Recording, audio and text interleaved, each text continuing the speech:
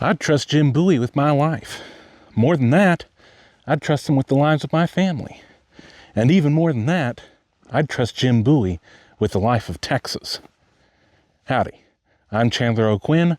Welcome to Chandler's Travels. In this episode, we're talking about Jim Bowie and his connections to Menard County, Texas. Hope you'll enjoy it.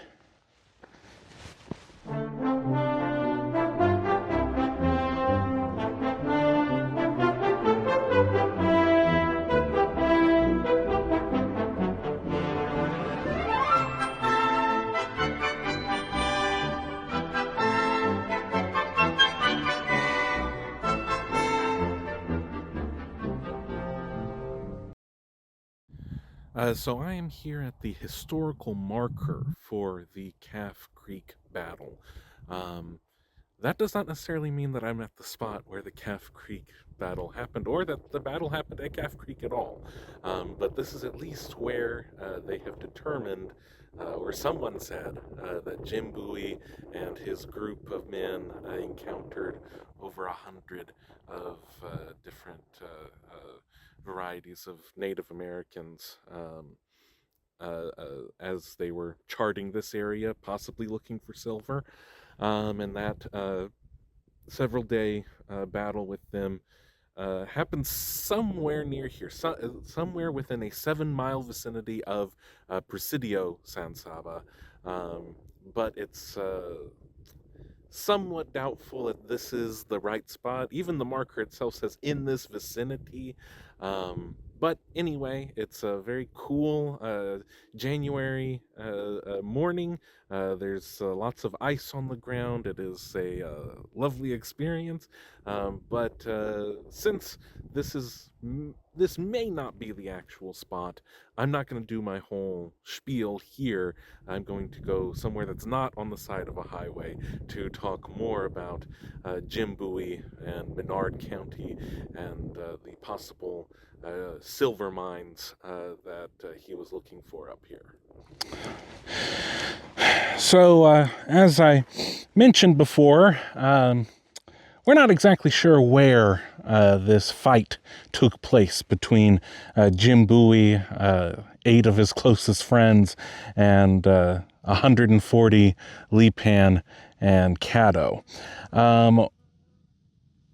So that's why I'm here at Fort McCaffett.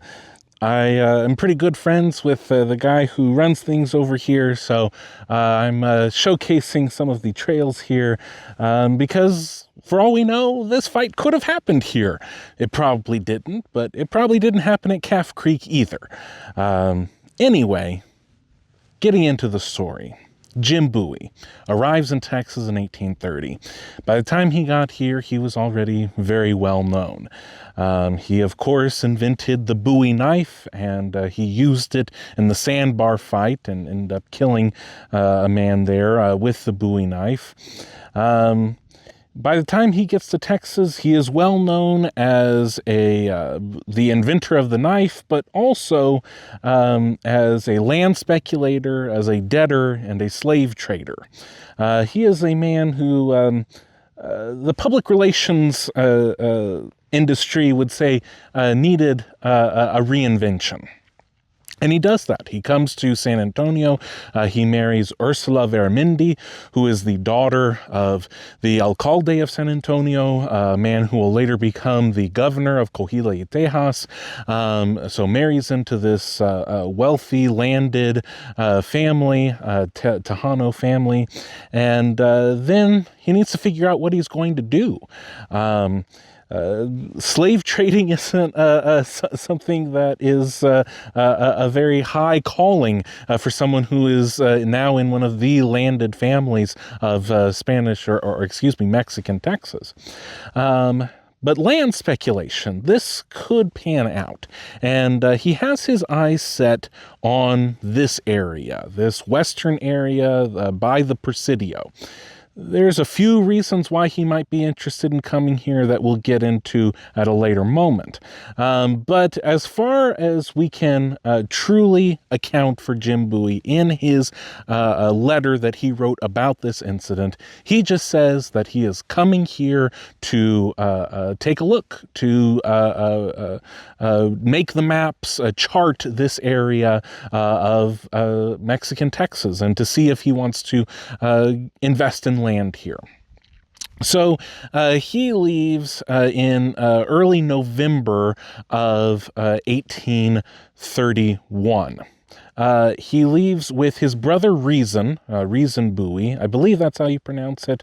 And then about 8 others who are, many of them are mechanics to work on a possible grist mill, either in this area or one of the other land holdings that Bowie has in the area. And so they leave, and they take an inordinately long time to get to this area, which leads some credence to the idea that they are charting this area, because it takes them double the amount of time. It would usually take about a week to get from San Antonio to this area. It takes them over 2 weeks to get to this area. And they stop and make camp everything is in Spanish measurements. So he says a few hundred varas. So that's, yards. A vara is a little bit less than a yard. So however many hundred varas away from where this battle would take place. And they stop and make camp for the night. And they are encountered by some Comanche. And the Comanche want to be friends and say that they have some stolen horses that they want to take to Presidio La Bahia in Goliad. And they want to know what the relations are between Mexico. The people who are here in Texas are Mexicans. So what is the relation between the Mexicans and the Comanche? And Jim Bowie says that it's just fine, especially if you're returning stolen horses. You can go on your way and everyone will be friends. So they do that. And then the morning, I believe it's November 20th, the Comanche come back and they say, we ran into some Lipan and some Caddo, and they say that they are out for blood, that they want to kill all of you. We, the Comanche, told them that there would be problems between the Comanche and the Lipan if you killed Jim Bowie and his friends. And they parted ways as enemies because of what their stated intentions were of the Lipans wanting to kill Jim Bowie. So the Comanche says, Bowie and your group, we should link up together, go to the old Presidio San Saba, hold up there so that we can be safer together in the old fort. And for some reason, Jim Bowie says no. Thank you for telling us, but we're going to go on our own. We know a better way to get to the Presidio. So Jim Bowie and his group, they start making their way towards the Presidio, and they hit the San Saba River, but they can't find the Presidio. They are looking for, already the Presidio's been taken apart and houses are built out of the old Presidio. They're looking for these houses. They can't find them. And they eventually, about 3 miles away from the river, they have to make camp for the night. And what they decide to do is camp among a grove of trees. And there were actually 2 groves of trees, so separated by about 300 yards. Again, he's saying varas. So about 2 or 3 of the guys would be in this smaller grove, and they would serve as scouts and hopefully stay up all night to watch out for whatever the Lipan and the Caddo might be doing. And then Jim Bowie and his brother Reason and some of the others would be in a larger camp in the larger grove. And then they go to sleep with no activity happening, at least as of the night of November 20th, 1831. We'll see that that's going to change pretty soon.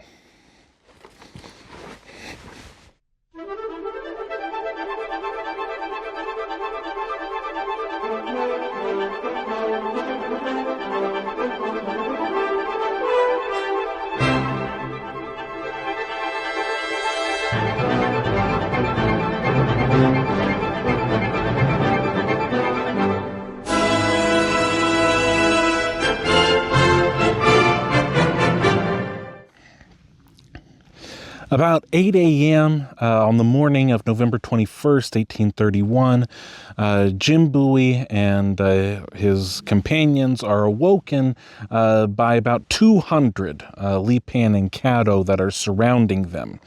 At first, it seems that they might be friendly. They are shouting in English, "How are you? How do you do? How are you?"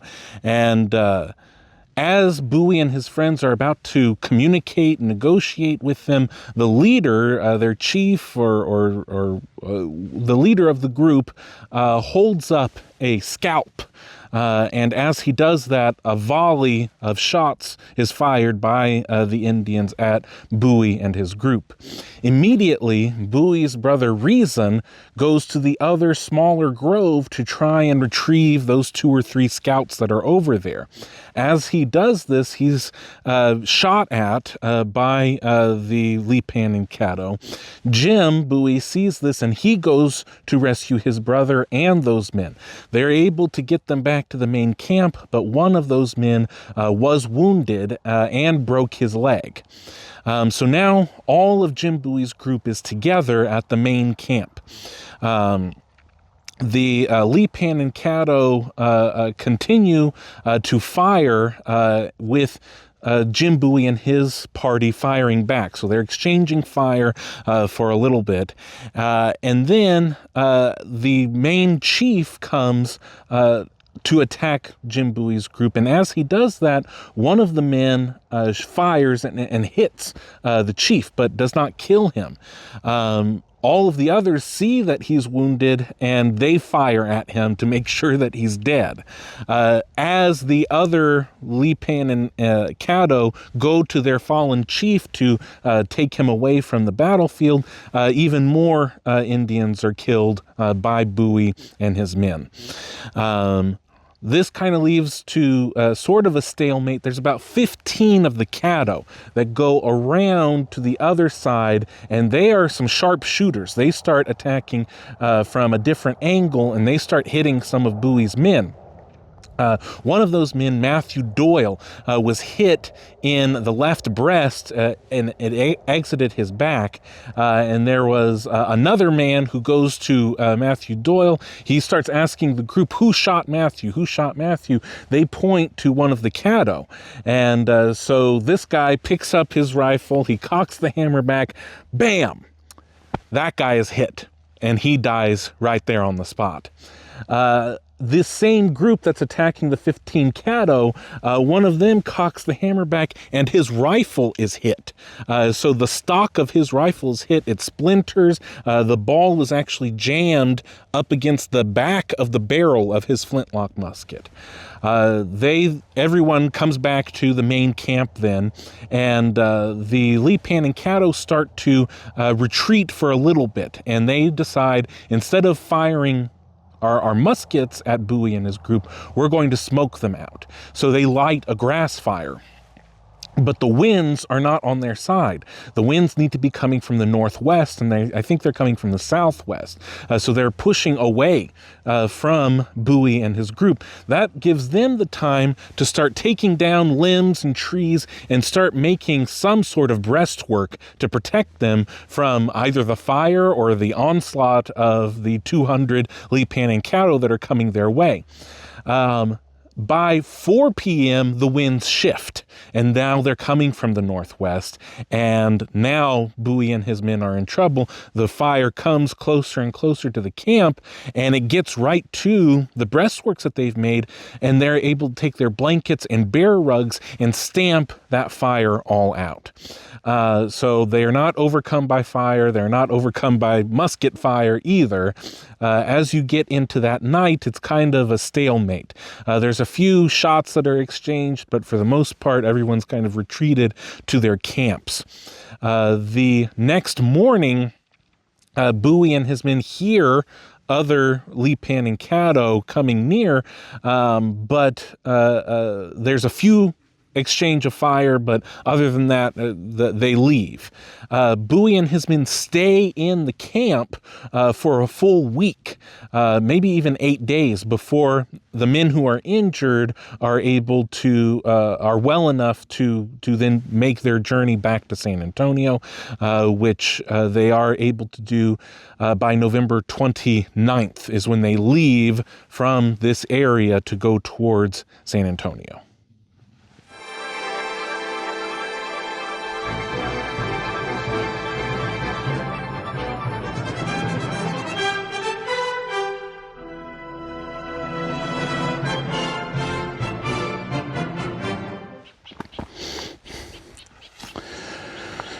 So Jim Bowie and his compatriots are able to make it back to San Antonio. One man died. That was Thomas McCaslin. That was the one who was trying to rescue Matthew Doyle and then ended up dying himself. 3 others were injured. They lost some of the pack animals. They say anywhere between 21 and 48 of the Lipan and Caddo were killed.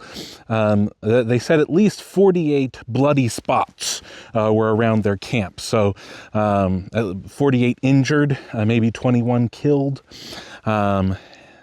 Jim Bowie makes an official report to Alcalde Vermindi, and that's kind of the end of the official story on Jim Bowie's part.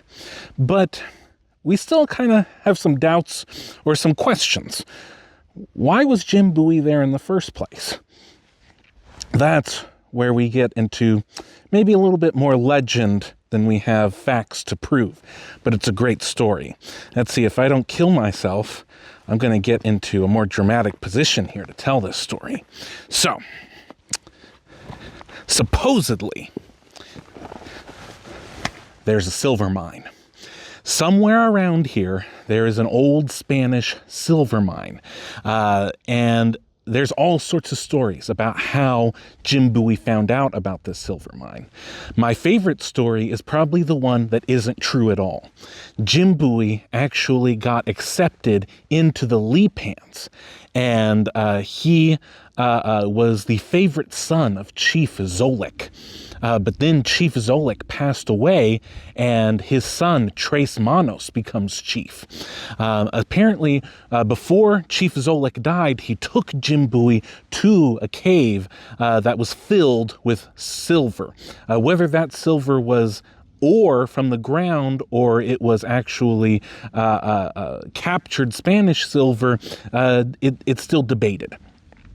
So Jim Bowie knew where the silver mine was, and Chief Zolik had showed it to him, and Jim Bowie gave Chief Zolik a silver-plated rifle. But then Tres Manos was jealous of Jim Bowie, and when he becomes chief of the Lipans, he vows to kill Jim Bowie. Tres Manos is called Tres Manos, 3 hands, because of his 2 hands and then a mummified hand that he keeps around his neck. That mummified hand may be of Chief Zolik. Jim Bowie then has this fight with Chief Zolik as he's trying to find the silver mine. He survives, but then never comes back. And somewhere there's supposed to be all of this silver ore or Spanish treasure.